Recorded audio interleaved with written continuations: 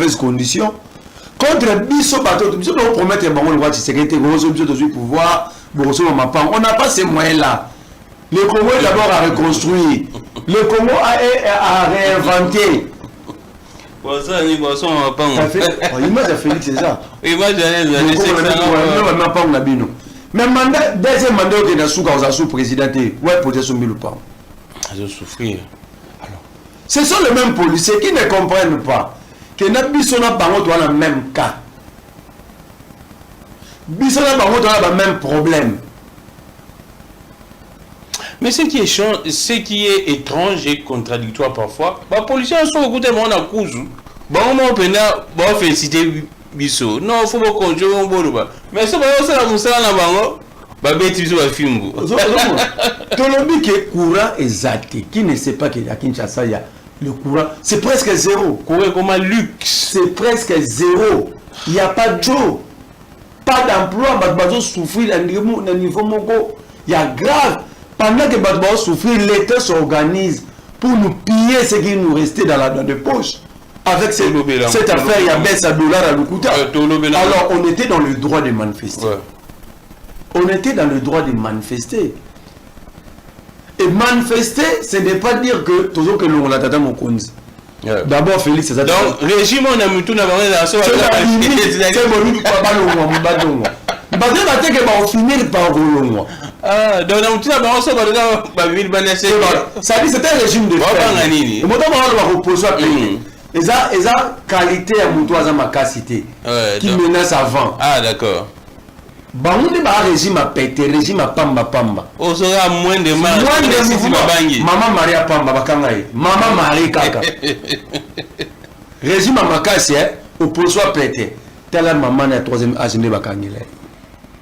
Babeta na ba na classe awa babeta na ba mine na Congo central babeta masasi gudu pa bana ça dit bango tout ce qui bouge leur fait peur. Je vois si comme on doit ramakasi te soit ya bingane na buna bunda ramakasi dona hapo bitumba te po na rosa mutuma be. C'est ça le régime. Mais quand tu sais que nous devons pousser afin que le monde baye bakebis dosa agresser. Mais quand on dit de marcher pour qu'on les occuper, ce n'est pas ça. Alors pourquoi pas bêter les et c'est la même chose tout ça là dans Marambu ya Rwanda. Pour lancer une manifestation en ambassade. Après la seconde condamné Rwanda. Moi je le dirai, je vais continuer à le dire. Je ne suis pas un fils de Tshisekedi. Je ne suis pas de fils biologique et politique. Moi et Tshisekedi, nous sommes des concitoyens, quel que soit son statut social. Exactement. On est compatriotes. Il n'a aucun droit de manipuler mon esprit. Ah d'accord. Il ne peut pas, lorsque moi je dis... Manipuler, non, c'est de la manipulation. Pourquoi? Nous, on était en avance que Tshisekedi. Nous, on condamnait le Rwanda. On refusait même la présence de leurs représentants. Donc, il est à rejoindre Nebino. Avec la région de Bisso, mais il veut nous manipuler en disant que cette manipulation, ça ne va pas passer chez moi. Bah, Congolais faible d'esprit, Bolanda Tshisekedi, vous condamnez, moi, je ne le ferai pas. Ah, d'accord. Mais vous, très vite, on peut... Ils nous ont même chassés dans notre pays. Babi, oh, Soroboyi, Salam Kilinayo, Tikabiso na Congo. Alors, tant que ça qui mukil na bango ba benga na biso na Kagame, nous on était là. Tant que Tshisekedi na batu na ye, ba bina biso bilo longo libino bo sala mukili na bino. Biso peto tiki bango ba ke ba sel mukili na bango na Kagame. Na mukili na bango na Kagame ba pesi Kagame ya Congo. Or ba pesa ki Kagame zaka ya Kivu na ba bomaka pendant 30 ans. Bah surtout qu'il est quand même pendant 30 ans, qu'est-ce que tu sais qu'il dénonçait lorsqu'il était de l'opposition? La même chose. La même chose. Oui. Mais comment peut ça? La situation n'a pas changé. C'est ça l'incohérence de Tshisekedi. Non, et ce n'est pas parce que devenu président, il a remarqué d'autres enjeux. Non. Si vous dites ça, c'est que vous confirmez la thèse selon laquelle que Tshisekedi n'a pas été préparé à être même un chef de RI. Non, mais les chefs avaient dit un jour, si vous êtes dans l'opposition, vous ne voyez pas de la même manière. Il y a beaucoup de données qui vous échappent. Il y a beaucoup d'éléments. Une fois arrivé au pouvoir, il faut comme dans Nabonzi. Il ne faut pas confondre. C'est ce qu'il a dit, non? Il ne faut pas confondre vendre les cartes à l'étranger d'un parti politique et être politique. Et qui vendait des cartes? Même ceux qui vendaient des cartes y a pas parti politique à Nani l'étranger. azotek, Na nani bi ateka même bakarte. c'est na lui la plaire. Kasi na banani wa. Parce que chaque parti a un représentant là-haut. Et non, yo ça la jeune. Dans le Biboui, il ne faut pas confondre vendre les cartes d'un parti politique à l'étranger et apprendre la gouvernance de l'État dans les universités. Ah. Donc, Parce qu'il y a des thés pour attendre. au lieu batanga bango Au lieu batanga l'État, l'État bango parce ba qu'ils aspiraient à diriger. Ouais. Au lieu d'apprendre, bango va préférer qu'il passe à l'ambiance, na mboka ba carte ba zote à l'étranger à parti politique. La gouvernance, c'est un art, c'est une technique, c'est une science. Batanga à l'État. Si on est en opposition et le but est qu'on a un tableau, on doit comprendre la situation Bokati. Celui qui serait d'abord comprendre n'était pas en opposition et découvrir le pouvoir. Il condamnait Kabila. Pourquoi? Parce qu'il comprenait quoi? Et vous avez dit qu'il y a beaucoup de subtilités qui échappent aux opposants. Ça, c'est le langage du président de la République quand il se retrouve devant un échec, devant son propre échec. Il a toujours trouvé alibi. Il a contourné. Ah, ses pouvoirs échoués, hein? Il a échoué. Mais le président de la République a considéré que oh, ouais.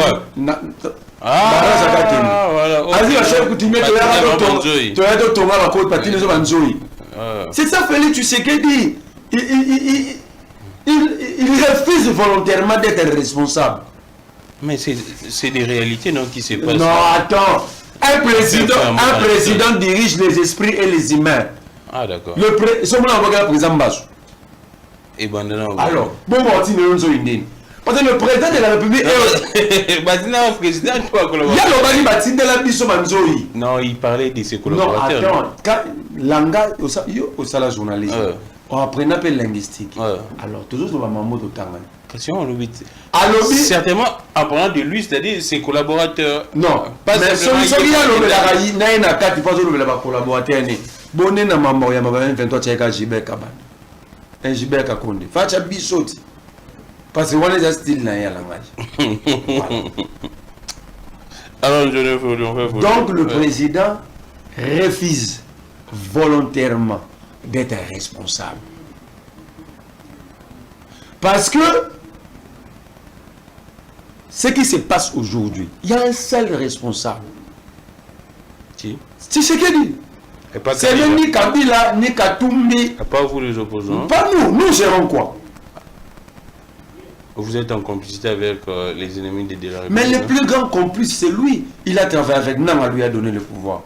Non, c'est les peuples. Ce n'est pas... C'est Nanga. Non, pas Nanga. C'est Nanga et Kabila. Ah, là c'est selon toi. Non, ça, c'est pas selon moi. Tu sais qu'il n'a jamais contredit, il n'a jamais contredit le propos de Nanga, ni d'Augustin Kabouya, Kabila, Talia, Monité. Kabouya. CG. Ok. Tu sais qu'il n'a contredit personne parmi les deux. Soyons sérieux. Tu sais que c'est lui le responsable. Nanga lui a donné le pouvoir. Nanga était son conseiller en matière électorale entre 2021 et 2022. Mais moi, non, deuxième fois. Mais non, vérité, pas contredit, pourquoi? Nanga, Azara, on a abandonné sous la pression. Nanga, Azara, conseiller en matière électorale. Il y a moins de Kambakare Minez à guerre à Palais. Bon, moi, même François Béacoté n'a problème. Tu sais que tu as dit que tu as dit patriarche catholique. Alors, on va. Donc, ce qui est inféodé par celui qui est inféodé par l'étranger, celui qui est à la base, qui est complice de ce qui se passe à l'Est, c'est Tshisekedi. Ah, d'accord. Ce n'est pas nous. Non, notre vendaki a yoku tu journaliste ba beta journaliste et ça musano. Ba policier Tshisekedi ba beta biso. Yo kwami na régime, je dois le dire. Yo kwami na régime. Ba beta ngayo ba boka ngai na kaso ya masuba na kalu fungula awa. Pourquoi na fingi Tshisekedi pour na dire Rwandais awa te karega te. Ba menace prince Penge. Ba kamé Penge muninga na Mustafa paix à son âme Serge Jouelo. Il pouvait ce jour-là perdre sa vie. On est baba imaginer les lois apparemment aujourd'hui c'est la commémoration de sa mort apparemment.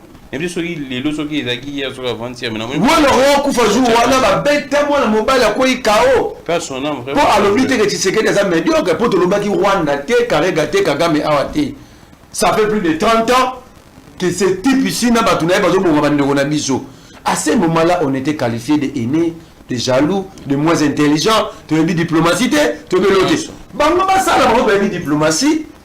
Bango ba biso na même sur la haine contre Kagame. Qui leur a dit que biso haine ici les pas Kagame. Vous, très rapidement, la télé c'est le temps, on parle des sujets. Kinshasa, Namai, lobby. Oh. Mais l'actualité, non, mais qu'est-ce qui se passe dans Kinshasa? C'est un psy qui s'est dit que Bumba a été conseillé. Allah la rending Allah la rawana. Tout à ce qui s'est dit au CP. Non, si tu peux aller la rater. À ça, il y a une interview dans la chaîne de la place. Il non. Ils ont la raison avant de me souhaiter comment il réfléchit. Donc, Mbogo n'est pas là. Tu suis un photographe, on est pas sur la photo. Dans le monde, il y a un Mbogo, le régime où ils ont un génie. Bumba pe mort le bagage là à ça la radé on a des années na yata azoba diplôme universitaire nous on a 14 ans Bumba ba bien comment ya rolal tu là la radé là il réfléchit ah c'est génial là c'est l'angle et photographe Bumba c'est la plus haute niveau de médiocrité que le pays n'a jamais connu. Mais qu'est-ce qui se passe dans Kinshasa, Marlève? Non. Même devant le palais du peuple, ici, quand on est comment donc, je vais d'abord commencer par te dire, Bumba nous a escroqué. En quoi? Mituka wana Bumba te mutasomba yango. Wa mituka. Quoi présenter qui va? Ah. Ozonga na osusu. Na kotika mosiko ndenge nini? Bango balobi ke makambu tu boza koloba na. Mais pas y a des moi j'ai des documents, j'ai des preuves. Les amis tout cas ya Bumba. Azoko ça. Azoko ça. Ils ont un assainissement ya Bumba. Ah. Le côté Bumba on va toujours dîner la rate. Alors le vérité ni peut voler colater. Bumba c'est un peintre automobile. Oh. Donc yo ozo insister mi tout grand les ya série ya mobile. Sur la bungsi vidéo ya président c'est Bumba zo bana président za lokuta. Bino mo baba témoin ce n'est pas nous hein. Entre temps, j'ai c'est Bumba qui dit que comme ça on obtient dans na c'est Bumba qui dit qui dit que président za lokuta. Non, lobby bon côté. Oh mais ça il y a son qui c'est le président. Ça lobby il y a son qui c'est le président Kosi. Pour le dernier jour à campagne, président de la République. Ah na émission Mora Sala qui wanat. Apparemment, il parlait également de ça. Apparemment, j'ai vu également cette vidéo. Mais ce qui se passe dans... L'année, nous avons accompagné dans l'aéroport. Au habitant au président turc Ayakawa. Au moins, image de la campagne. L'année, nous avons accompagné dans l'aéroport. Nous avons dans la motuka. Et nous avons quitté ici vitre, apesi Bakino Mbote, Amatisi. A quitté ici. Amatika ndengwana et moi akiti ici mais na mona apesa sombo teta otala la ville tantôt mataba passo de mouton to kiti et puis abaluka tuninga présent nana nettoyer la ville na bino na comprendre que azarota le logo ngape na zari omona abino na ipse non na bi bon na ibi que gouverneur azan pour parler dans la société mot turque d'ailleurs pour baya tout ça. Ah bien, bon, Nazara pe maire à Istanbul, Nazara na société moko boye, bon, la société ni ngabina on a ebi kombote. Alors tant comme un aéroport, c'est quoi zo que na ticket en avion, na aide d'honneur ezagiwana gouverneur Azaki. Na ipsa na président justement gouverneur yeyo. Gouverneur yepsa président compagnie ni ya turc APC Combo président mais kasi compagnie on a ipsa ko Nazara maire à Istanbul yangwana. Donc, vous en avez bon, ok, nazo kende na web ça va baya. Mais pendant que c'est pas lui le responsable. Problème est ça que je crois na ville ba ki na mbongote. Mikolo l'équipe parce que moi je suis dans d'autres na tout na gouvernement. Yo, oh non mbongo tout ça. J'ai donné instruction. Normalement Bangin Banini tout doit venir. Mais bon, ça doit prendre le temps que ça prendra. Vous avez compris. Parce que ah Bumba va gouverner. Mais est-ce que oui, il y a Kiwaniza, il y a Kalaté. Je vous envoie même cette vidéo pour que c'est Tshisekedi qui donc Mitugana il y a une fin il y a mandat à Ngobila si je comprends bien le vidéo parce que je me rappelle quand Ngobila sortait expliqué mandat exactement mais ça avant ah d'accord donc Ngobila était déjà en pourparlers dans la société où on a battu mais la cadre de la coopération entre les villes le président n'était pas au courant c'est normal la cadre de la séparation de pouvoir donc l'initiative est venue de Ngobila. Le projet, c'est le projet de Jantini Ngobila. Et tant que le président Tchouk a modifié le salle. À tout le président l'a bien expliqué. Bafou Mbasomba Mitugana et Zara Wanati. Et dans la pelle électronique, Basomba 13 millions de dollars. Quand le président dit j'avais donné l'ordre, c'est à Nicolas Kazadi. La vidéo est là, je vous envoie la vidéo. Boumba c'est un peintre automobile, c'est un peintre. Papier peint. Défi simple, combien? L'appel d'offres s'était passé où? Là, c'est des bonnes questions. Il a pris l'argent où? Parce que dans 20 mois, il ne peut pas avoir 13 millions. Parce que la principale régie financière de DGK a mobilisé 2 millions par mois.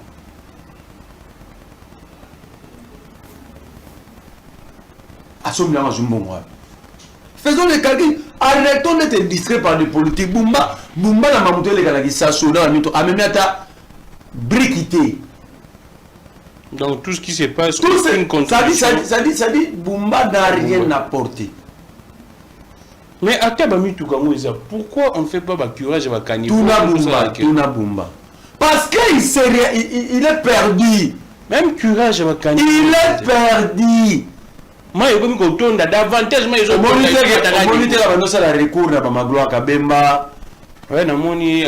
perdu. C'est un gars sans projet, avec aucune vision. Il est perdu. Mais à la lure où Boumba alobi abiem na somion. Nenganini garage tongama ya 6000 mètres carrés na limité avant yi. Parce que garage ya bami tukane tongama. La limité c'est 6000 km 6000 mètres carrés avec des bureaux. Là c'est toute une concession. Alors. Neni a déjà projet na ye. Donc à ça les biso ka lobelo na Kinbope to ya Jantini. Donc c'est les mêmes projets. Mais projet où il y a un Mituka. Ça a changé là. Combo a juste un papier peint comme c'est un peintre automobile. Non, pas c'est qualificatif. C'est un gouverneur de la ville, pas un peintre automobile. Mais ça les années. D'autres problèmes ces années. Dans le cadre de la continuité à l'État, c'est normal. Mais venir nous dire qu'il a acheté des véhicules, c'est nous préparer la frappe.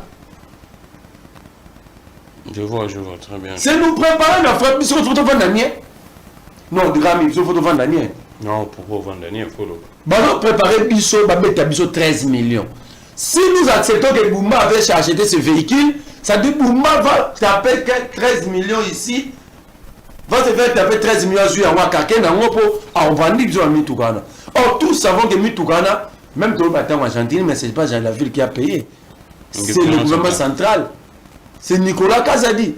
Les débats ici, chaque fois que la combat presse à Congo, Nicolas Kazadi est là, Jantini est là, Boumba est là. Bon, on a qui Boumba Zoko Sabichou. Boumba est en train de nous mentir. Regarde maintenant la ville, une seule pluie. Oui, comme ça, comme vous les bêtes, comment diriger ville, on est match à vite à Imana. C'est le colon indi, vous une bonne ville, vous pouvez banganga bakangambula.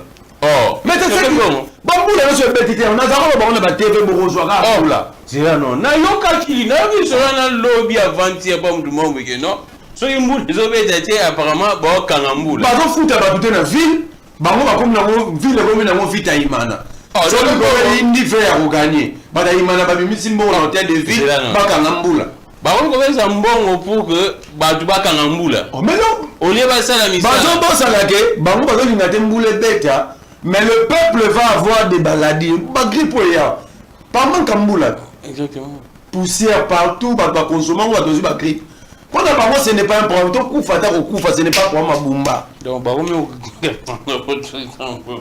regarde que si la gestion devient métaphysique, la gestion devient fétichiste, la gestion devient coutumière. On a vu des pour comprendre donc, ville c'est là qu'on a expliqué bien. Balo Salamboui. Le rôle de Bumba Monaïque et Misala, Bazo Kokaso pour avancer. Saison de pluie et il son bout le bête et réveillé bang. Le rôle de Bango va pousser un raisonnement lointain. Bah éviter que Mboule les affaires en Zambé. Bango se likolo yindi, mais likolo boy yindi makasi me raté. Bah je m'appelle si chef coutumier. M'appelle si Bakanga Mboula. On aura tout vu dans ce pays avec ce régime. Même Chantini, Batbabouni, ça y est. Mais je j'ai même mon ville pour Kangamboula. Ça c'est grave. Si on boule le bêti, Wad Manzela, on va vous tomber. Oh, il y a si là, vous fumez la Monique est en haut. C'est grave. Quand on disait de ici, toute façon, on doit souffrir. quand on disait Gramik ici dans cette ville, que même Manzela, on a son boule le bêti Torodinda. Même à Rivière, qui vient à son boule le bêti Torodinda. Biso finga makia. Biso mo liboso na biso ba tout même biso libula ba tiki on Gramik, le problème de la ville est ça hors Mamoutou Baosala. Ah. Le problème est hors tout ça. La ville ici a été créée, n'est-ce pas, Mouyamoukié. Ouais. Talak a acheté la ville. La ville ici, Batonga yango pour la 2 millions d'habitants si c'est maximal. Tout le monde a 15 millions. 22, 23 millions. La ville ici, tant que Belge, a moins de 500 000 habitants. Dans la commune, il y a 6. Mon Afoula, il y a qui chasse. Tu as dit que pour ça, l'État distrait, comme toujours, si tu as commis la promiscuité, tu as commis la même à mes types, le corps humain produit plus de la chaleur que le règlement climatique. Zoaba en tout cas 20, tu as salo, tu as 4 clim. Et parce que le corps humain dégage la chaleur que les gagnants sont. Alors, tu as commis et belé, tu as confiné la ville à 965 km². Mais la ville habitée, ce n'est même pas 2000 km. Donc, on est devant la éparpillée, on ne pas tout. 80% ville les a vides. Ouais. Alors, qu'est-ce qu'il faut faire? Il faut désenclaver, ouvrir la ville. Ce n'est pas construire ça, tu reviens en attendant. Mais en attendant, on peut répondre à un critérium monté. Pas de plan urbanistique. Parce que le plan urbanistique, le plan urbanistique, c'est la date de 1962. À l'époque, on attend, on arrive à 200 000, 100 000. Tout le Daniel Bumba. Au regard, il y a un titre sur la bourse de 203, 204. Il y a où est le plan d'aménagement provincial? Le national, vous avez un billing. Vous savez, si on a un plan urbanistique, on a un plan d'aménagement provincial, tu es sur quelle base? Bumba, tu à quelle base? Donc, pas de planification, mais c'est ça tout le problème. Bumba.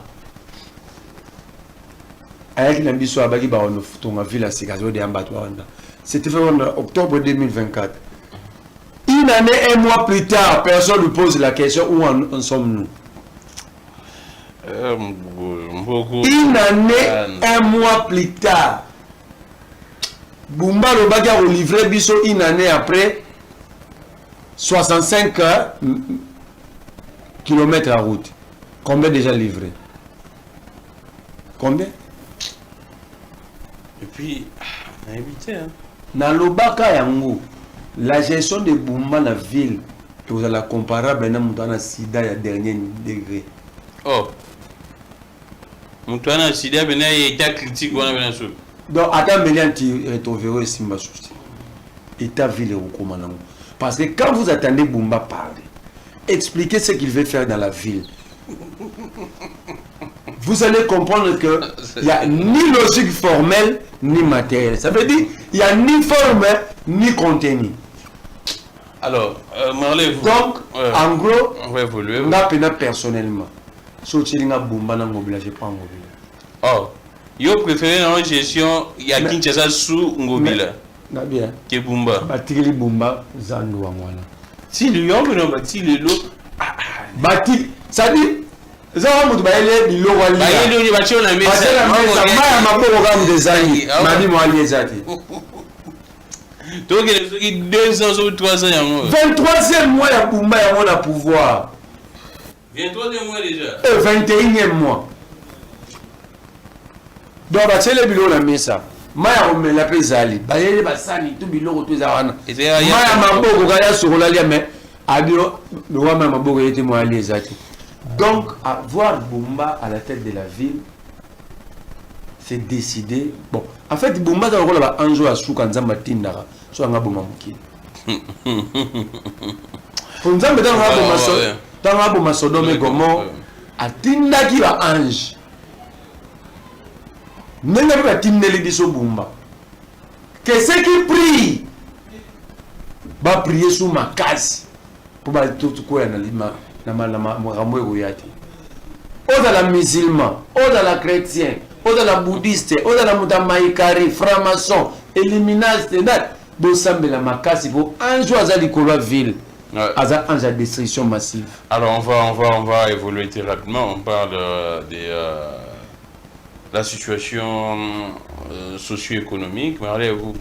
Selon un rapport, il y a commission ECOFIN, il y a Assemblée nationale, Balobi clairement que les gouverneurs de la Banque centrale a été auditionné par les députés concernant la prestation en francs congolais et le gouverneur a reconnu Bessia Barrecette. Mais du moins, il dit qu'il y a des mesures correctrices qui n'arrivent pas à bien expliquer eux-mêmes. Qui n'arrivent pas à tout maîtriser, mais du moins, il y a des mesures qui vont suivre. Et ça lit Tolé, Batoualobi qui est Godin pour Yazaki n'a raison, ainsi de suite. Comment vous analysez? Est-ce la diabolisation, est-ce qu'on continue contre le gouverneur, ou bien est-ce qu'il y a malamu et que Boutani n'a pas de difficulté ou soit n'a pas impondérable dans le terrain, c'est-à-dire imprévu dans le terrain?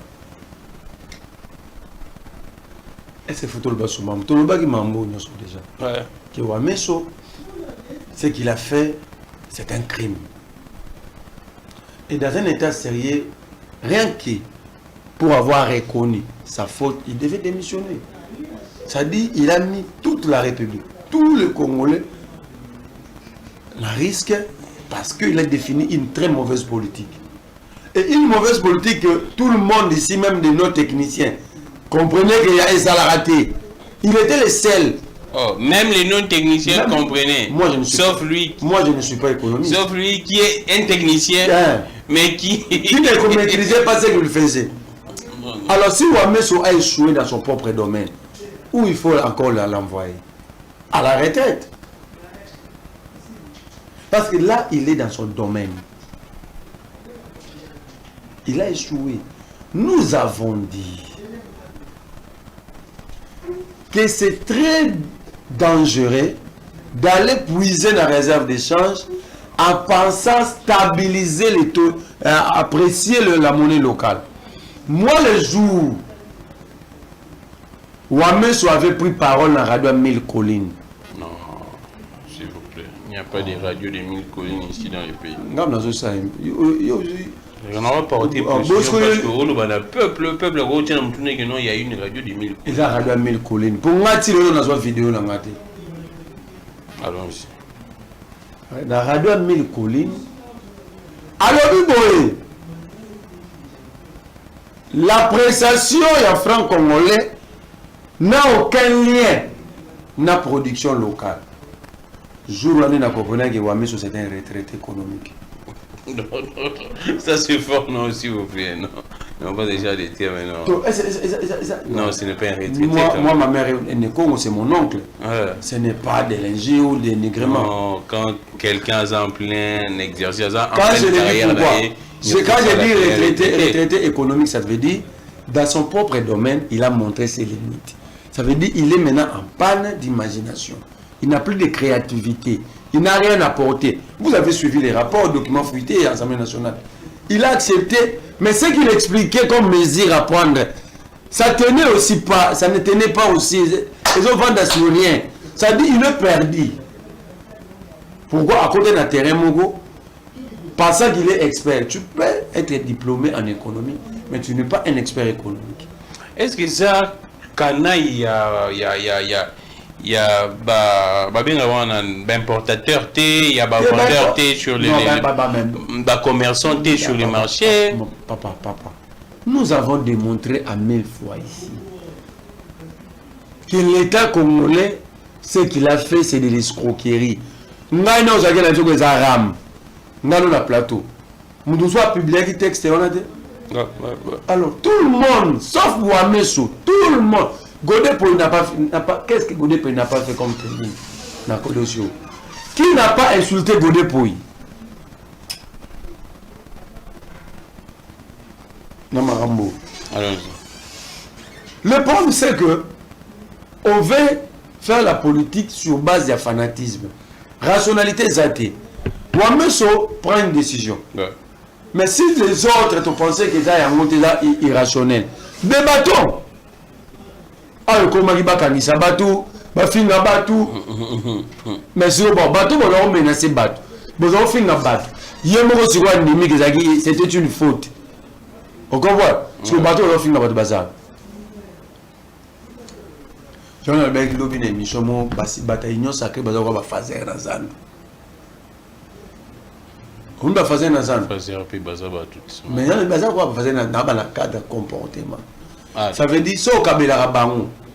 On a besoin de l'objet. Autour de l'objet, il y a des beaucoup.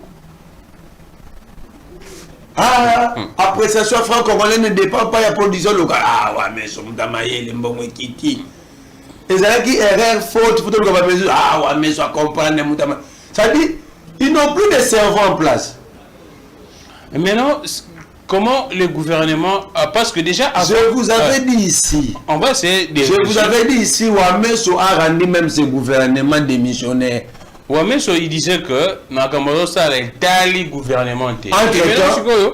Tant que Moussala Oya Sali, et puis si perte na budget. Maintenant, le gouvernement pourrait corriger. Le gouvernement maintenant a deux problèmes. Correction budget. Ouais. Par rapport à. Donc, le budget ne peut plus être à 20 milliards. Réajustement à taux. Réajustement à taux. Le budget est à 20 milliards. Par rapport à la projection à la recette mois. Or, au jour d'aujourd'hui, par la mauvaise politique à Wameso, baisse et continue à la recette. Ce qui veut dire que la mobilisation de 20 milliards est commis hypothétique. Ouais. Il faut tout comme on a 20 milliards, tout on a 18, 17 milliards. Tout ça, c'est Wameso qui l'a causé. Il a causé. Deuxième élément, le taux calculé dans le budget, on a réagissement taux, c'était de 29. Alors que la banque a commission on a 22. Il y a un réagissement sur le taux. Oh, ce qui va être un bon sans réagissement, si l'Assemblée nationale rejette ce projet de budget, le gouvernement est répété démissionnaire. Est-ce que Wameso ne joue-t-il pas un coup contre le gouvernement pour prendre la primature? Mais j'ai suivi également un député, Flori Mapamboli, qui dit que non, c'est la diabolisation car rapport à l'encontre. Il ne faut pas Hollande la légende d'Angote. Non, c'est un député. Alors, qui a participé à une audition, il y a Wameso dans la commission. Qu'est-ce qu'il a retenu? Si ce n'est pas ça, c'est que fouetté. Bon, lui, il a dit quoi? Alors oui, que les députés ont compris, c'est vrai qu'il y a baisse des recettes. À reconnaître que non, il y a baisse des recettes, mais c'est facilement corrigeable. Attends. Donc, il y a une baisse des recettes dans un pays pauvre, un pays qui a plus besoin de moyens. Ah oui, mais on peut facilement apporter des mesures. Mais si la moitié quand tu as des moliments, elle ne m'a pas molli.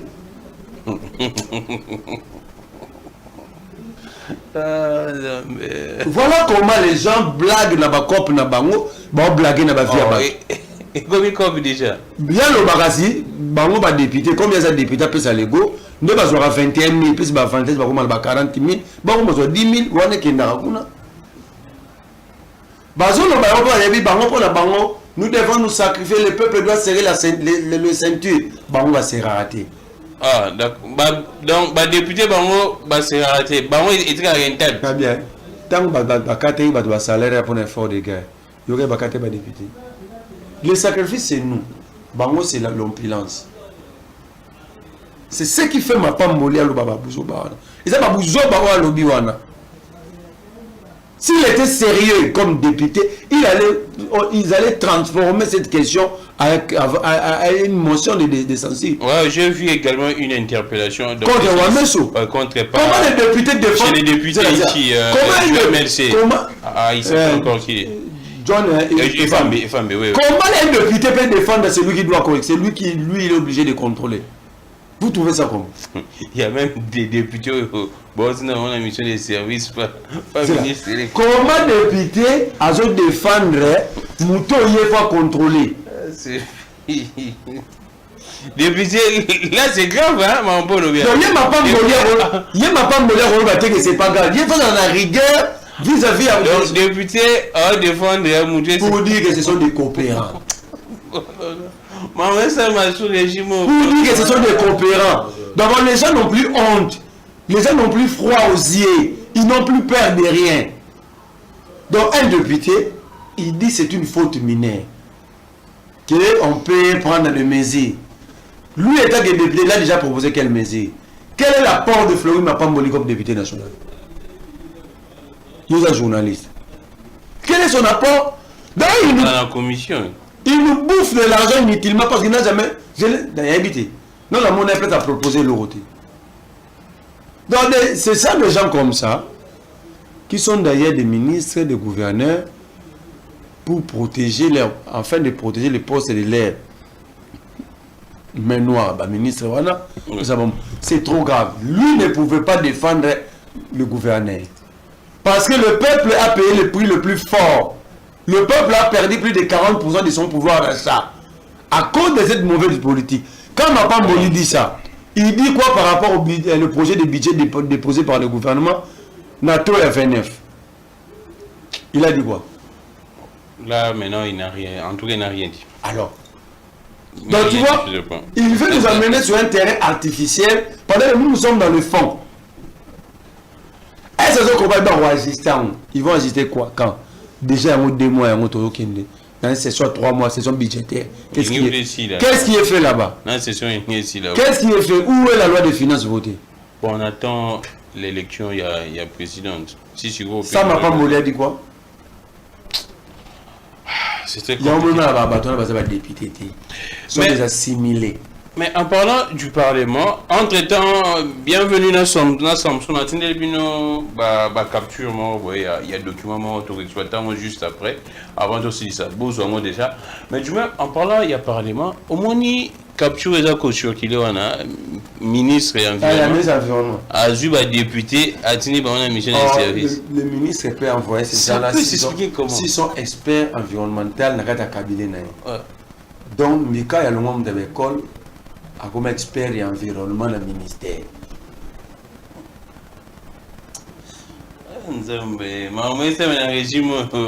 Donc un ministre envoie des députés nationaux pendant la session en mission. Alors que tous les députés, les 6 là ou 5 envoyés, n'a sommet à Clément. N'a sommet à Clément aucun environnementaliste. Comment Bolingi Bagba soit sérieux? Cela veut dire que dans le cabinet, il n'y a aucun expert en environnement. La question que je me pose, est-ce qu'il y a une permission dans le bureau de l'Assemblée nationale ou bien des marches pour que le ministre a que nos députés à savoir mission des services? Est-ce que les députés ont député? Alors comment voulez-vous que Batoana va contrôler le gouvernement, le ministre? C'est ça même la question. Normalement, elle devrait passer par le bureau. Le bureau n'a établi. Même le bureau, ils ont une mission parlementaire. C'est ça maintenant. Moi, je suis allé à Bango, à Rotsinga, à Rosenga, Bongo, il faut l'accès à un règlement intérieur si c'est autorisé. Nous sommes des légalistes. Comment le Moussou soit là? Moussou soit là, Ayokani Sona Zakari Sona Naniba Bimza $1 million pour la concert à faire. Ça veut dire Ça veut dire... moi, j'ai comme quand je dis que nous sommes dirigés par des moins intelligents, vous me dites. Au Brésil, 14 jours, 14 jours. Quand je vous dis chaque jour, nous sommes dirigés par des gens qui ne sont pas intelligents. Franchement. Parce que ça, c'est un manque criant d'intelligence. Batou, Bavandi, Bayokani, ministre a député en mission. Chilumba, il dit quoi? Où est prof Mbata? C'est lui qui critiquait Kabila comme si c'était son fils aîné. Où est Mbata? Où sont tous ces gens-là? La cage est où? Les gens qui ont le cas sont où? Christopher Ngoy. Où sont-ils? Mbindu Léo. Ah? Mbindu Léo va jouer à corrompre quand tu as une équipe là-bas au monde. Ah, t'es équipe à différence, c'est un sommet.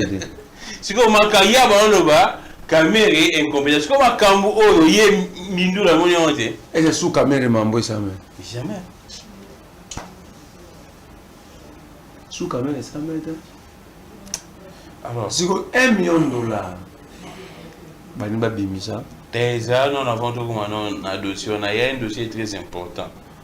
Tout le gouvernement Makambo, il y a taxe qui y a nini namoni balobi qui est faux, balobi qui non, ils ont déjà. Qu'est-ce qui s'est passé là? Déjà la nini. Qu'est-ce qui s'est passé? Bango so bazibayi babiso baluka kombo kabila. Moi ba kezali kitango kabila. Tango kabila biso so voyageur to biso ka go pass. Babi ils ont na carte billet, bato. Éclairci non ba. Ils ont la carte billet, ils ont la carte billet sur te so ma billet. Ils ont la billet société ni. Ils ont la carte billet société ni. Ba escroc. Ba escroc ke biso bazo ko c'est la base. Ba ça biso za na billet société version ni toto ki les sociétés wana. Donc ils ont t'es bon ba billet, ils ont regardé la billet avion. Bon déjà comme exemple dans société ni aviation. Pour ceux qui escroquer parce que même expliquer que ça radial comme l'état a transporté il y a aussi l'état gaz ou c'est que société escroquerie bisous battant en société c'est important pour bisous ça escroquer faut tout dans la société on a bango ne pas escroquer bisous aucune entreprise fout ça bisous le wana et bon fout ça pour la supermarché on les a dans c'est wana. On est à l'aéroport. On est à supermarché. Non, voilà. Les aéroports, les aéroports, on est à supermarché. Ah, bon, comment on attend de là, bon, ça va robinet dans le restaurant. Pour nous, l'argent a bien le deuxième. Nous avons RVA. Nous avons l'argent, nous avons soif, chaque jour, nous avons appelé une salle. Mouta qui est à l'aéroport, toujours liaté, toujours mélaté. Toujours liaté, nulle part, sur le voyage au coup de Maramouana. À part l'aéroport en Gilles, même l'intérêt va passer. Ah, ce côté-là, tout le monde est patron, même un faiseur chinois qui descend à l'aéroport en Gilles, patron, toujours liaté. Patron, tu remets la maïté. C'est une honte, ça. Ces $30, c'est de l'escroquerie pure et simple. $30 à chaque passager. Donc, n'a pas vol domestique, n'a pas vol international, il faut $85. Mais, peuple, on a voyagé. Quel est l'aéroport? Tu vas comprendre que les Congolais ne voyagent pas. Ce sont l'aéroport à 10. Au a 20 minutes, autant de nombre de vols, il y a d'atterrissage. Tu comprends qu'il y a la vie. Si tu as l'aéroport de Njuli, supermarché, tu comprendras que la vie n'existait pas, quasiment pas. Bon, tu vas te déplacer à rater. Bon, tu as une heure de l'aéroport, Njuli, la vie a atterri, et m'a dit pété. Dans aucun autre aéroport à travers le monde. Mais ce peuple-là qui est déjà incapable de voyager même à l'intérieur. C'est-à-dire, la pauvreté empêche les Congolais de voyager. Dans cette pauvreté, vous voulez leur prendre encore $30. Déjà le beau passe là. Dans aucun aéroport à travers le monde, foutre rien. Aucune explication. Attends, Maya, ils ont raté. Balobatia, ezalaki Zoé Kabila la Jeannette Kabila baliaka ngo Kabila to alopiye biso mbongo mpona famille na ye. Oui, aussi là. Jeannette Kabila na Zoé Kabila lelo ko banane. Wali a mbongo go passe. Banane. Que bala biso bango. Ah, Seigneur. Pour bango ba yebisa biso na opposition que Kabila tche yango na passeport cher. Or passeport cher dans Kabila $190. Pour avoir un passeport, il faut aller même dans les 300. Alors, Zoé Kabila, la Jeannette Kabila, on fout un passeport $300. Oh, allez, là. Zoé Kabila, la Jeannette Kabila, go pas. Ça veut dire quoi?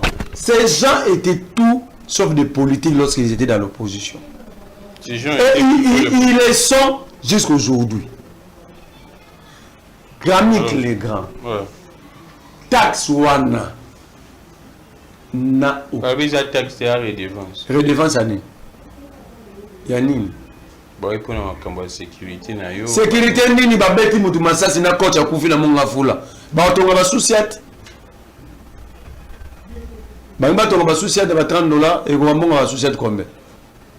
Déjà les gens ne voyagent pas ici. Si moi j'étais le fils à Jacquemaine Chabani, si j'étais son frère, un seul conseil, grand frère démissionne. Oh. Il est le seul intellectuel que moi je faisais confiance qui n'arrive pas à comprendre qu'il a échoué. Là c'est vrai, en tout cas, Jacquemaine Chabani c'est parmi les rares intellectuels qui restaient dans l'UDP sur le Badoutou Badeko. Moi, sa nomination. Non, pas ça. Ça, on prendra ça après. On prendra cette image après. Moi, sa nomination m'avait soulagé. Bon, Jacquemaine Chabani, intellectuel de cette trempe, maître avocat, qui a fait ses preuves, on peut. Est-ce qu'il n'y a pas trop de pesanteurs politiques? Il n'y a pas de. Mais c'est ça, s'il y a trop de pesanteurs qui démissionnent. Alors lui, suivi de pesanteurs politiques. Nous, on souffre. Il y a des braquages, il y a l'insécurité partout. Alors lui, jusqu'à ce qu'on nous couvre, il y a aussi des pesanteurs. C'est ça aussi, être logique avec soi. S'il pense que ma pesanteur politique lui empêche d'asseoir sa vision politique dans le secteur, et qu'il démissionne. C'est ça aussi la dignité, c'est ça la fierté. Mais vous, entre-temps... Les $30 ici, ils rament. Ils ont escroquerie. Il n'y a aucune explication. Moi, je veux un débat. J'ai le contrat. Oh, c'est une entreprise américaine. J'ai le contrat. Je t'envoie ce contrat en PDF. Alors, donc, il se sont organisés à la tête Félix Tshisekedi. Mais c'est lui. C'est... Qu'est-ce qu'on voit? Balobi c'est interministériel, intérieur, finance, transport. Trois ministères.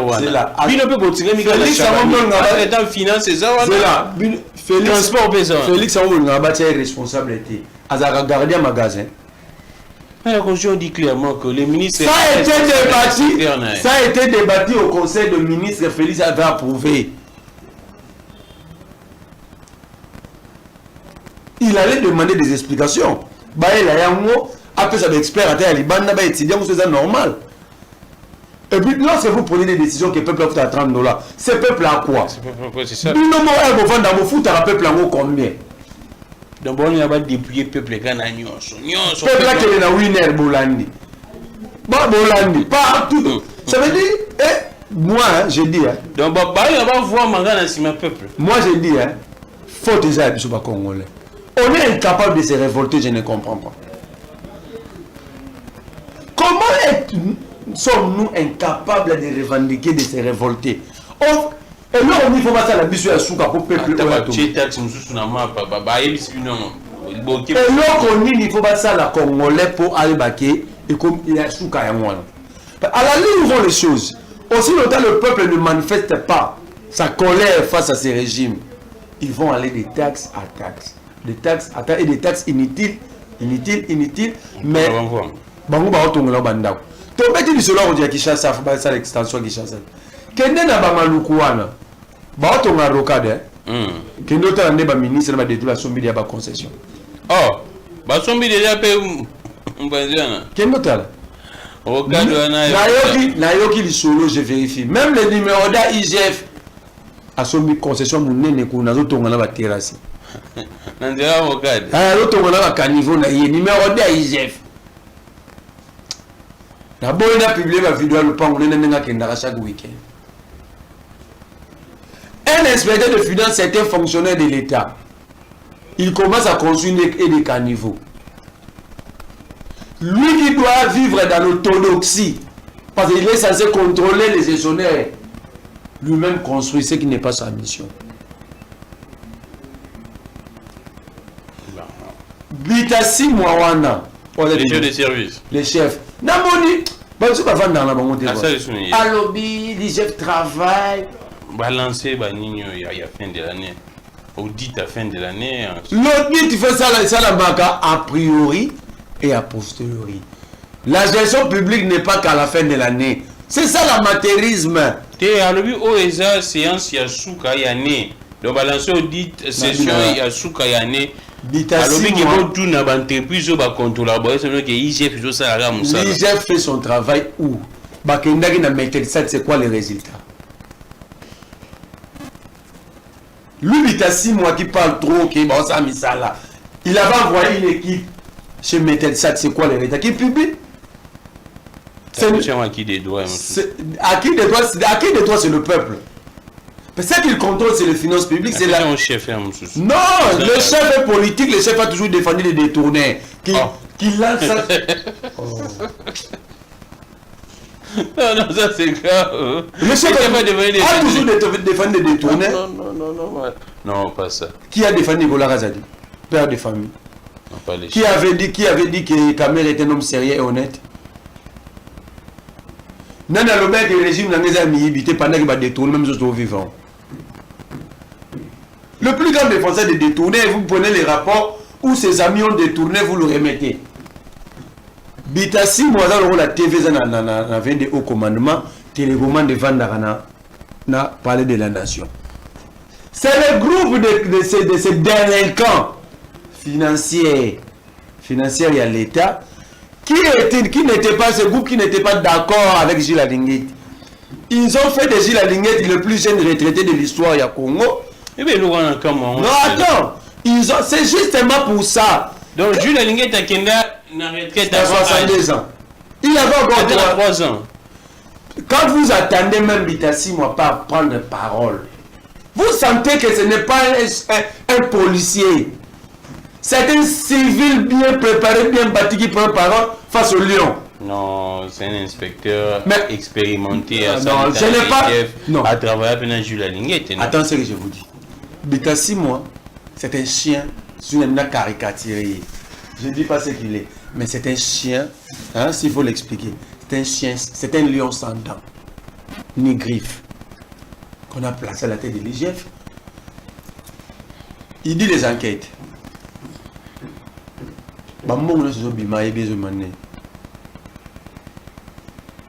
C'est pourquoi les enquêtes de l'IGF faisaient a priori. Pourquoi Mbongo Bima? Et a posteriori, comment cet argent a été utilisé? C'est que Bitasi m'a dit là. Là, c'est la patrouille de Jules Alinguet. C'est que Bitasi m'a dit là. C'est un poste télévisé qui est commandé à partir des palais de la nation. Donc ce monsieur est venu asseoir. Mais c'est un monsieur. C'est une autorité. Mais c'est un monsieur. Monsieur Félix Tshisekedi, c'est de l'impolitesse. Ah d'accord. Monsieur Bitasi, moi.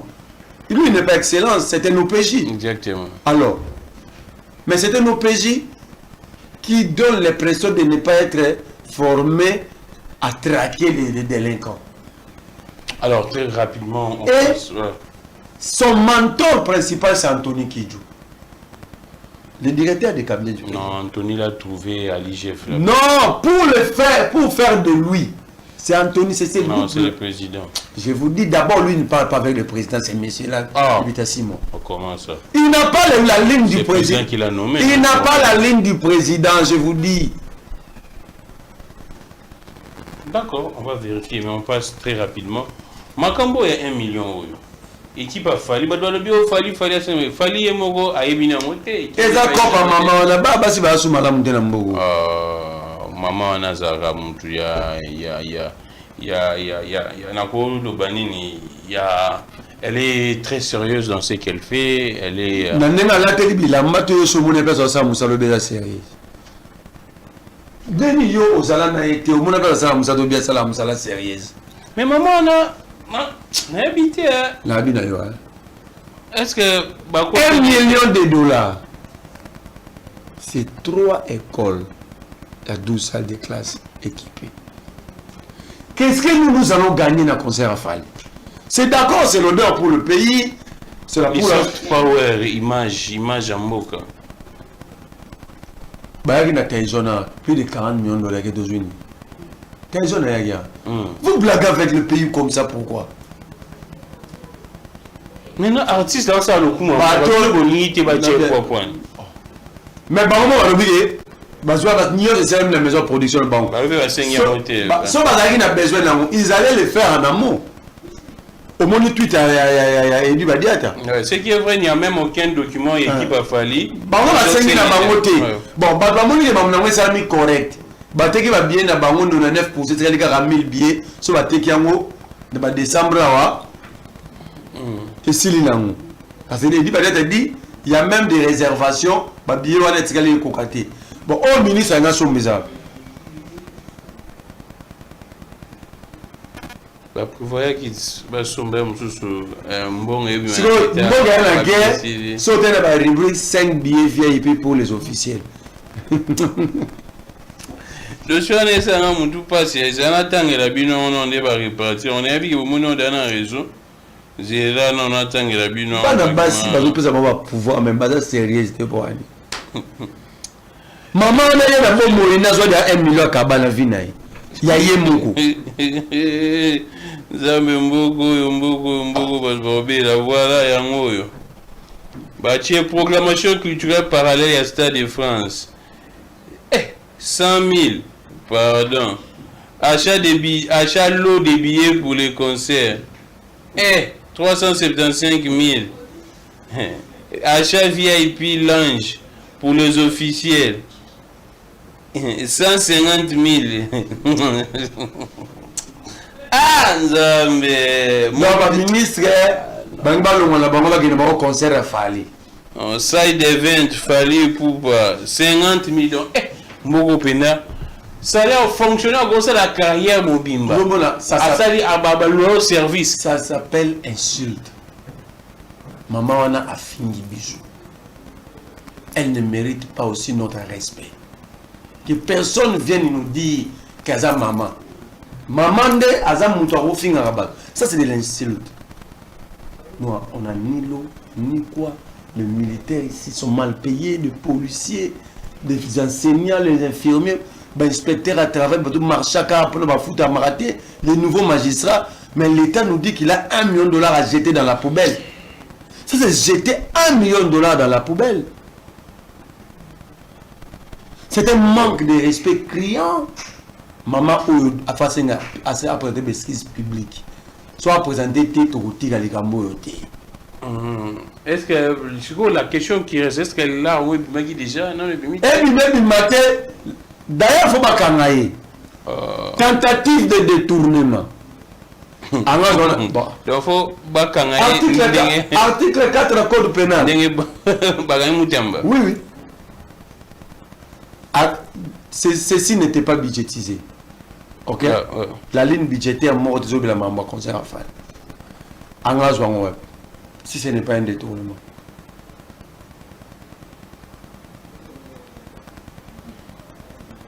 Donc maman oh la ligne iba faut pas kangaye. Monsieur le procureur général Firmin Fondé, il faut bobé tout na maman on a ministre de la culture a mituna. Komba papa na enani maman na enani apota mawapi ada mutamboka nini nationalité na ye. Moi je ne sais pas. La ministre en question, Yolande Lebe Mandembo, moi je l'ai connue, bon, pas vraiment de près, mais à l'époque, tu as toujours Bandi Moussalo et le journalisme. À l'époque, on a CCTV. Elle était également journaliste dans la radio Moroboui de la place à longtemps. na kombo na moté radio na o bino boyebi wana o ngai na mukonzi na bango pe simba asulte po nga kanisa ngai azo sala kuna to bando sola ya bongo mais je n'ai habité makambo zo koma oya mais vous on va très vite finir. Comment la santé il y a ministre Nabiso et Affaires étrangères maman Kaikwamba ah naloba mambo bébé gouvernement zoya nini bébé gouvernement c'est-à-dire ministre azuzemi non pas ça pas ça le ministre azuzemi siko tout le monde yo muni yo ozala na mosi na ndako te wana wapasi somo azuzemi yo yeba te te ezaki aza na misala ebele mama aza na zemi yo affirmant que mama aza na zemi s'il te plaît vous mais c'est une honte yo za médecin tie oza ovandaka na ye ti oyebi ndeni ka na zemi yozomona teke mama aza na zemi ezomonanake mama aza na zemi non tia na ngai image wana te c'est une honte pour la nation boza na baministre omoni mama zwi zemi lisumu ezala pata so zwi zemi nayoki bato bazoloba ke aza mwasi aza mokolo pe mais oui c'est normal c'est normal mais so tolobeli yango eza vie privée te soko bino mpo kaka zezemi na ye nde yango bino yo ozocomprendre te mpo ndenge na olobela ngo kamiki ngai na ozozala na fonction publique biso bagene mpo bapesa biso promotion baexala biso tobala bango leta bango bamama wana balobaka ezalaka na sens ya responsabilité mais ndeni bango bakoma baministre asa mabala bazwaka bazemi na gouvernement c'est ça ma question bango bakomaka baministre sans obala epuis bazwilaka zemi na gouvernement c'est biso mpe bakope azo bapromotion na misala kuna tobala biso tokozwa balegislature outi koleka botie makelelo aminata sikoyo lelo so bokomi susu zembi esala débat butu na moto azopesa zembi na komba papa nango eza soni sumu butu na ye te so esalama sumu zesi Joseph donc problématique il y a des femmes célibataires dans le gouvernement pose problème donc il y a un sujet à débattre oui problématique il y a des femmes célibataires dans le gouvernement et comme suspect c'est trop grave c'est trop dangereux c'est un sujet à débattre et à suivre de près parce que moi je ne peux pas comprendre ngai gramik aux fonctionnaires à l'état par exemple tout dans la fonction publique soit il appelle ça une fonction exigence à liboso il faut pas besoin d'une expérience parce que tu travailles déjà mais pour la responsabilité pour être responsable fonction on va faire ça yo ils sont yo pe aux à la marier ok mais dini na jeune le rôle yo grammaire netinga ba bi pose à la responsable donc ça la pose à l'obala mais ndenge nini ba grâce kutino bakaiko ba ko ma ministre ba balate kuna critères les arrêtés je l'ai dit étant des jeunes on nous prive de promotion étant des jeunes sous prétexte à un mariage mais de l'autre côté on nomme des gens non mariés gouvernement tout celui qui dit que Zemi Akaiko va te rouler la moitié soit à mériter délivrance soit CNPP ou parce que un homme d'État ou une femme d'État n'ont pas de vie privée ba vivre à la sobriété premba et ça un musicien star soit Zemi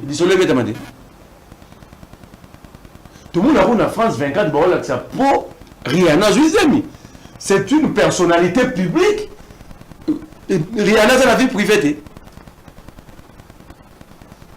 quelle définition va la rabition dans la santé des autres ba diamba ba liba moi ba liblo zangatina quand quoi va Zemi na gouvernement nous devons en parler mais puis nous peut likambo mboa on a eu commis débat n'habité pourquoi le cerveau des chefs on a yo plus mais Roland bon quand même na mboa parce que bazolia bambo so baby ça je donne raison à ces députés les dit passer au baki plus question de toucher aux animaux domestiques plus question sauf que la 10e rio on va la chanvre comme si tout ça na Jamaïque depuis dans notre va ba mokoso te ka dia na 10e Donc, on a dit que c'est Diamba Namboa. ngam na lobi yango ta bapotana kuna bantu bakabuya zwaka baserafi ya babradamiste atiaka bamiba apesaka baposo olanda debana mutu alobani biso nde atiaka biso atoliaka bambwa tomelaka na bakele na badiamba ngam na lobi yango. Alors, on va finir. Qu'est-ce qui se passe très rapidement? Namoni Makemo est dans non VD. Qu'est-ce qui se passe? Et na Foner plutôt. Qu'est-ce qui se passe? DG à Foner azama kasi kolega bato tout. Tina niveau ya okende ko falsifier arrêté. Oh non. Un DG qui falsifie. Un DG qui falsifie. Il y a ministre à quoi? L'affaire c'est quoi? Il y a travail sous Mino 1. Le DG à Foner, il avait voulu imiter un représentant agent dans le système organigramme de travail. Ce représentant agent, dans la saisie inspection, il y a travail. Le chef d'antenne, la manière dont la procédure utilisée par le DG, il a une normalité. Et respecta qui, il a une régularité. Et respecta qui, la norme. Après 2 enquêtes, il y a un inspecteur qui a décidé que à parce que la procédure est remontée. En illustration, le DG va se rabattre chez le ministre Akakwa. Ephraïm Akwa à l'époque. Il saisit le ministre. Le ministre confronte sa lettre dans la décision de l'inspecteur et à travail. Le ministre n'est pas au-dessus de l'inspection à travail. Le document est là. Le ministre n'est pas au-dessus de l'inspection à travail. Ce qui fait que le ministre n'a pas répondu. Allons-y. Comme les résultats de l'enquête, il y a un inspecteur en travail n'était pas favorable, on a déjà fourni, il saisit aussi le ministre. Le ministre trouve qu'il n'a pas raison. Azeli est remaniement soumis à des salamis. Le ministre a quoi est sorti. Le DG ici va aller falsifier l'arrêté. Il y a ministre à quoi parce qu'en fait, il y a quoi avant Akende à Tigakyango. Donc l'arrêté là existe, c'est même dans le document, dans la capture. Donc Azul la référence nuance Mamoutou. Sauf que les termes développés à l'intérieur ne correspondent pas à l'arrêté tel que publié. Oui, concerne arrêté ministériel portant l'application de la décision du 28 octobre 2024 d'un inspecteur du travail. Wana Sigoyo, Azul arrêté existera. Antidaté Yamo, à côté ici m'a ramené na kati. Et ce monsieur, le ministre à quoi a été attendu déjà au niveau du parquet. Qui a quoi c'est Akakwa qui a été allé déposer plainte. Ah d'accord, c'est le ministre qui est allé déposer plainte parce qu'il se sent lésé, bah falsifier la signature na document. J'ai suivi la réplique où il y a Foner. Le DG dit ceci. Ce n'est pas lui, c'est son conseiller. C'est son conseil, pas conseil dans son avocat. En termes administratifs, quand il s'agit d'une institution publique, on parle du conseiller juridique, pas du conseil. Le conseil, c'est un avocat privé. Donc, deuxième faute administrative du DG. Il prend les affaires publiques, parce que ça y était. Et ça y est dans la conflit. C'est l'administration Foner qui décide que tel agent arrose à la sous-soirée. Alors, si comme il y a utilisé avocat dans le privé, ça veut dire qu'il y a un problème. Allons-y. Parce que ça l'appelle beaucoup. Comme avocat dans les Samson balancé ba image jaune. Comme avocat conseil Neza, Kabututu, Tuluka, Désiré. Dans le cabinet Mwamba, Kadimash. C'est lui qui a conseillé le DG à faire ça.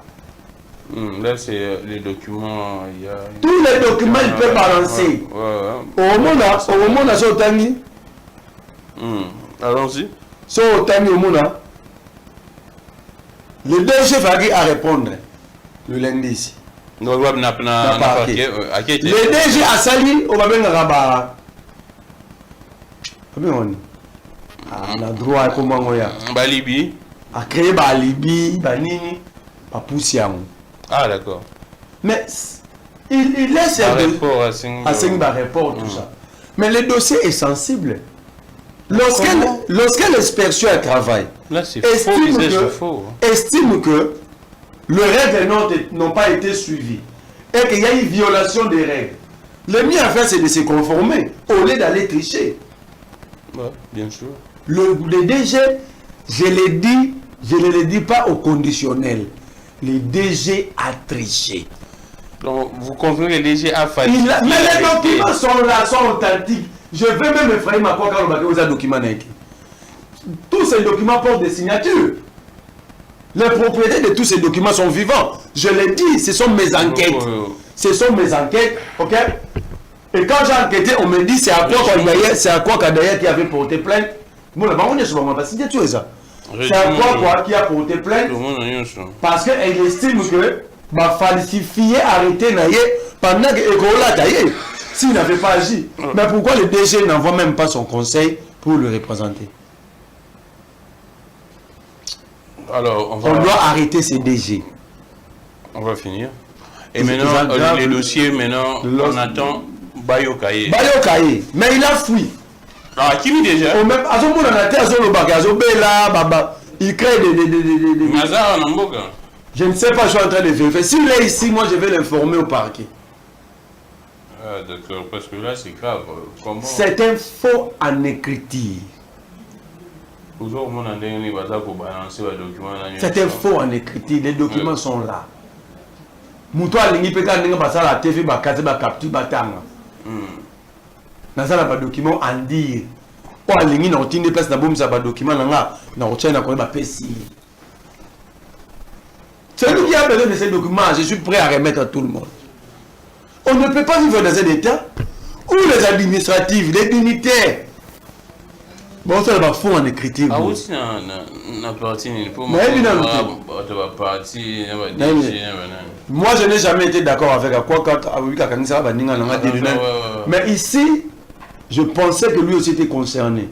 Mais quand j'ai vérifié, c'est lui qui a déposé, qui a porté plainte. Et surtout que c'est le ministre concerné qui a dénoncé, qui a déposé sa plainte. Donc, il est lésé de voir un responsable déjà fondé falsifier un arrêté, antidater un arrêté. Merci beaucoup, madame. Un arrêté, c'est un document très important pour le pays. C'est un document administratif. Il y a importance, moi, il y a blague.